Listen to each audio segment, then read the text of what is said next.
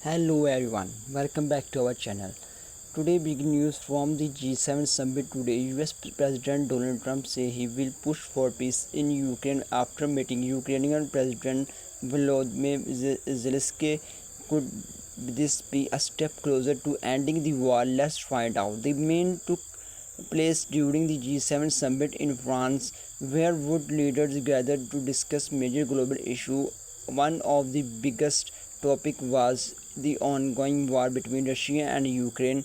President Zelensky met Donald Trump and to seek more support for Ukraine and discuss way to end the conflict. After the meeting, Trump described his talk with Zelensky as very good. He said that many people have died in the war and that he wanted to help bring peace between Ukraine and Russia.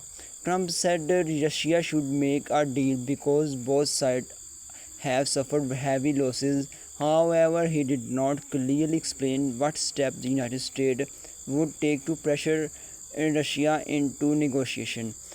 Meanwhile, Zelensky called for strong sanctions against Russia and asked for more air defense support to protect Ukraine cities from attacks. He also thanked G7 leaders for their idea on how to push Russia toward peace. European leaders at the summit encouraged Trump to stay involved and help create meaningful peace talks.